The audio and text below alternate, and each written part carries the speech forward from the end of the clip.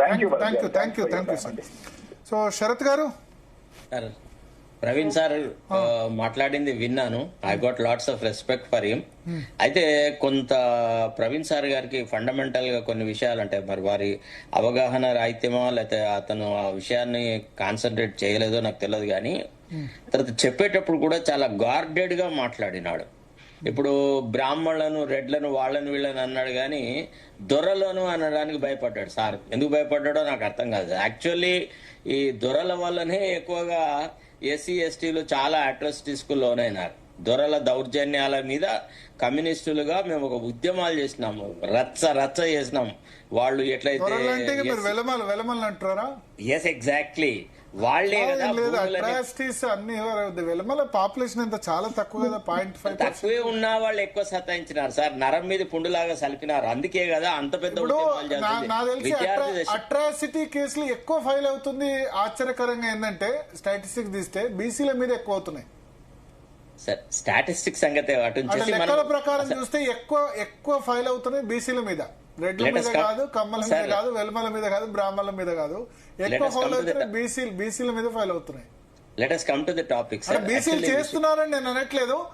మిగతా కమ్యూనిటీస్ చేసినా సరే పెట్టే ధైర్యం లేకపోవడం ఉండొచ్చు. అట్లా నేను చెప్పేది. సార్ భరత్ గారు, విషయం ఏంటంటే ఎవరిని కాంట్రాడిక్ట్ చేయడం మన ఉద్దేశం కాదు, కానీ కొన్ని విషయాలు మనం గ్రహించాలా. ఇప్పుడు సుప్రీంకోర్టు ఏదైతే తీర్పిచ్చిందో దాని మీద ఇంకా అప్పీల్ అంటూ ఏది ఉండదు. ప్రవీణ్ సార్ ఆ విషయం రివ్యూ పిటిషన్ రివ్యూ కూడా లేదు అందులో. రివ్యూ లేదా constitution order 1950 schedule caste order రాజ్యాంగ సవరణ చేయడం. సార్ ఇంకొక విషయం చెప్పన్నా, ఇది రాజకీయంగా ఎదుర్కోవాల్సిన అంశమే తప్ప చట్టపరంగా దీనికి ఇంకో రకమైన అవసరం లేదు. వీలైతే లేదు ఒకటి. తర్వాత రెండోది ఏంటంటే వారు ఎప్పుడో ఇంకా 1950లో 56లో ఉన్నట్టుగా మాట్లాడుతున్నారు. ఇటీవల సమకాలీన రాజకీయాల్లో సమకాలీన పరిస్థితులలో చీఫ్ జస్టిస్ బాలకృష్ణన్ గారు, జస్టిస్ గవాయి గారు, ఇట్లా చాలా మంది ఎస్సీలు చీఫ్ జస్టిస్ ఆఫ్ ఇండియా అయినారు, భారత రాష్ట్రపతులు అయినారు, కేఆర్ నారాయణ దగ్గర నుంచి మన సమాజం చాలా మారినాం సార్. ఎస్సీలని ఒక ఉన్నతమైన స్థానాలకి తీసుకురావడంలో ఈ సమాజం చాలా కృషింది. అయినా సరే కొంతమందికి అభివృద్ధి ఫలాలు అందలేదు, కొంతమంది ఇంకా వివక్షకు గురవుతున్నారు. అంటే వాళ్ళ పట్ల మనం తప్పకుండా సానుభూతి ప్రకటిస్తాం, వాళ్ళకు మద్దతుగా మనం నిలబడతాం. ఇప్పుడు మనం కన్సిడర్ చేస్తుంది ఓన్లీ సుప్రీంకోర్టు తీర్పును మాత్రమే, అంతే తప్ప దళిత క్రిస్టియన్లకు రిజర్వేషన్ ఉండాలా వద్దా అనే విషయంలో మనం మన అభిప్రాయాలు ఏం చెప్పట్లేదు. సుప్రీంకోర్టు ఏం చెప్పింది అనే దాని మీదనే మనం కాన్సన్ట్రేట్ చేస్తా ఉన్నాం. దయచేసి ఈ విషయాన్ని చాలా క్లారిటిఫైగా అర్థం చేసుకోవాలి. ఇవాళ ఇది ఎకడమిక్ గా ఇది ఏంటిది అనేది, ఇప్పుడు ఫర్ ఎగ్జాంపుల్ ఎవరన్నా మతం మార్చిన వాళ్ళకి రిజర్వేషన్లు ప్రొవైడ్ చేయడం తప్పు అని మాట్లాడితే అది ఇండైరెక్ట్ గా అదే వివక్షకు గురవుతూ అదే మతంలో ఉంటూ అట్టడుగున ఉన్నటువంటి ఎస్సీలకు పూర్తిగా అన్యాయం జరుగుతుంది అనే వాళ్ళ పట్ల సానుభూతిగా దాన్ని గ్రహించాలా. ఇవాళ ఏముంటది సమాజంలో, అభివృద్ధి చెందిన వాడు అభివృద్ధి చెందిన వాడిని ఎక్స్ప్లాయిటేషన్ చేస్తున్నాడు, దుర్మార్గంగా వ్యవహారాలు చేస్తున్నాడు. నిజానికి ఒక రకంగా ఇప్పుడు వారు ఏదో బ్రాహ్మణులు అది ఇది రెడ్లు అట్లా అని అన్నారు, కానీ గొప్ప గొప్ప సామాజిక ఉద్యమాలలో దళితుల తరఫున నిలబడ్డ వాళ్ళందరూ ఈ ఉన్నత వర్గాలకు చెందిన బ్రాహ్మణులే సార్. వాళ్ళు ఇంకా కూడా అదే ఆ పాత మూసలోనే ఉంటున్నారు. వాళ్ళు శంకరను, వరవర్రావు, హరగోపాల్ వాళ్ళు బయటికి రావాలి. ఇంకా ఇప్పుడు ఆ కాలం పోయింది. ఇప్పుడు మనం అందరినీ కలుపుకుంటూ పోయి సమాజంలో మనం కూడా వాళ్ళంతా ఎదగాల. మనలో ఏం తక్కువ ఉంది, ప్రభుత్వ పరంగా మనకి ఇన్ని అవకాశాలు దొరుకుతున్నాయి, మన హక్కును మనము కొట్టి తీసుకోగలగాల అనేటువంటి ఒక స్పోర్టివ్ స్పిరిట్ రావాలా. తర్వాత వారు చెప్పినట్టుగా రాజ్యాంగం ప్రకారంగా ఆర్టికల్ 16(4) ఇది ప్రాథమిక హక్కు కాదు, reservation is only a concession, it is not a fundamental right అని సుప్రీంకోర్టు చాలా తీర్పులలో చెప్పిందనమాట. అయితే ఇప్పుడు ఏం చేయాలి మరి? దళిత క్రిస్టియన్లకు ఈ రకమైనటువంటి అవకాశాలు ఉండాలి. వాళ్ళు మతం మారినప్పటికీ ఎస్సీలు కనుక మతం మారితే వాళ్ళు మతం మారిన మరుక్షణమే వాళ్లకు ఆ హక్కులు పోకుండా ఉండాలి అని అన్నప్పుడు రాజ్యాంగ సవరణ జరగాల. తర్వాత భారత పార్లమెంట్ ఈ విషయంలో నిర్ణయం తీసుకోవాలి. రాజకీయంగా పోరాటం చేయాలి.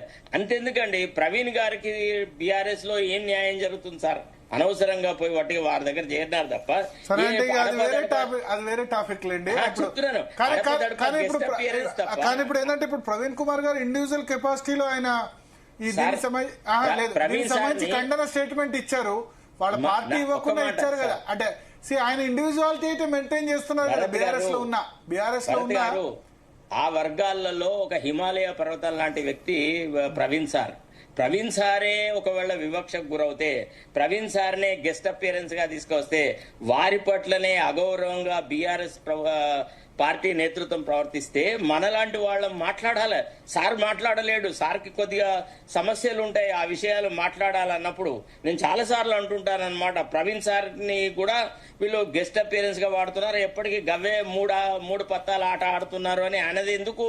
మన సార్ పట్ల ఉన్న గౌరవంతో దళితులకు ఇంకా ముఖ్యమైన స్థానాలు కావాలని, అసలు యాక్చువల్లీ ముఖ్యమంత్రి అభ్యర్థిగా కూడా సార్ను కన్సిడర్ చేయాలని ఆలోచించిన వాళ్లలో, చెప్పిన వాళ్లలో నేను ఒకడిని. నేను అనేది ఏమంటే, ఇప్పుడు సుప్రీంకోర్టు ఇచ్చిన తీర్పును ఏ రకంగా అధిగమించాలా, ఏ రకంగా మనం దాన్ని ఓవర్కమ్ అవ్వాలంటే పార్లమెంటులో ఒక చట్టం తీసుకురావాలి.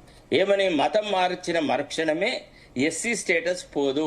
మతం అనేది రాజ్యాంగ ప్రకారంగా ఇచ్చినటువంటి ఆర్టికల్ 25లో ఇచ్చినటువంటి మత స్వేచ్ఛ అనే దాన్ని గౌరవించాలి. దాన్ని కూడా ఒక ఫండమెంటల్ రైట్ గా ట్రీట్ చేసేసి, ఈ మతం మార్చినా గానీ వాళ్ళకు అవకాశాలు ఉండాలా అన్నట్టుగా కనుక ఒకళ్ళు తీసుకువచ్చి దళితులతో సమానంగా వాళ్ళకు హక్కులు కల్పించినట్టయితే, ఏదైతే దళితుల మీద అత్యాచారాలు చేస్తే నేరం ఎట్లా అవుతుందో, ఏ రకంగా అయితే శిక్షార్హం అవుతుందో, అప్పుడు ఈ బెనిఫిషియల్ లెజిస్లేషన్ కూడా, ఇప్పుడు ఈ ఎస్సీ ఎస్టీస్ అట్రాసిటీస్ యాక్ట్ ను బెనిఫిషియల్ లెజిస్లేషన్ అంటారు. A social legislation to bring about the uplift of the sections which are downtrodden, which are victims of discrimination అని దాని అర్థం. ఇప్పుడు అట్లా అంటే సార్ 70% మేము పొట్లాడిన కేసులు గాని, చేసిన వ్యవహారాలు గాని ఇవన్నీ దళితుల తరఫునే చేసినాం సార్. మీకు ఒక చిన్న విషయం చెప్పాలి, ఇప్పుడు సందర్భం వచ్చింది కనుక మీకు చెప్తాను. రామస్వామి అనే ఒక చీఫ్ ట్రాఫిక్ ఆఫీసర్ ఏపీఎస్ఆర్టీసీలో పనిచేసేవాడు సార్, అంటే కంబైన్డ్ ఆంధ్రప్రదేశ్ స్టేట్ లో. ఆయన ఒక రోజున రాజమండ్రి రైల్వే స్టేషన్ లోపల అప్పటి vice chairman and MD Anjaneya రెడ్డిని రైల్వే స్టేషన్ లో రిసీవ్ చేసుకోలేదు. దానికోసమని ఆయన మీద ఒక డిసిప్లినరీ యాక్షన్ తీసేసి ఆయనకు withholding of increments with cumulative effect ఇచ్చినారు. అది it should be done only after a full fledged enquiry. దీని మీద నేను కేసు వేసినప్పుడు ఏమన్నానంటే, ఇప్పటికీ ఈ సమాజంలో దళితుల పట్ల వివక్ష ప్రదర్శిస్తున్నారు, సోఫిస్టికేటెడ్ వే లోపల వాళ్ళని అంటరాని వాళ్ళుగా చూస్తున్నారు. వచ్చినవాడు ఆంజనేయ రెడ్డి ఉన్నత కులస్తుడు అయినందువల్ల, రామస్వామి దళిత వర్గానికి చెందిన వ్యక్తి వల్ల అతనికి ఈ రకమైన అవమానం జరిగింది. ఇది కూడా one of the grounds to set aside the order of punishment inflicted upon Ramaswamy అని కేసు వేస్తే, ఇటీవల భారత ఉపరాష్ట్రపతి పదవికి కంటెస్ట్ చేసిన సుదర్శన్ రెడ్డి గారి దగ్గరికి ఆ కేసు వచ్చింది. What mister Sarath Kumar, you have invented a new kind of untouchability among the scheduled caste అని అన్నాడు. అంటే నేను అప్పుడు ఆయనను ప్రశ్న ఇచ్చినాను, ఏమని? Sir, I will receive him. Okay, what will happen? నువ్వు రైల్వే స్టేషన్ కి పోయి ఆయనను రిసీవ్ చేసుకుంటే నీకు వచ్చే నష్టం ఏంది? దానివల్ల నీ కుచ్చులు ఏం జారుతాయి? అది నీ బాధ్యత కదా. వైస్ చైర్మన్ అండ్ ఎండి అంటే మీ డిపార్ట్మెంట్ లో, మీ ఆర్గనైజేషన్ లో అతను టాప్ పోస్ట్ కదా అని అన్నాడు. అప్పుడు నేను జడ్జి గారిని ఒక ప్రశ్న అడిగాను, sir, I accord him red carpet welcome. ఆయన రైల్వే స్టేషన్ పోతా రెడ్ కార్పెట్ వెల్కమ్ ఇస్తా. ఆ తర్వాత నన్ను రెడ్ లైట్ ఏరియాకి తీసుకుపోమంటాడు, తీసుకుపోవడం కూడా నా బాధ్యత అవుతుందా అని అడిగిన.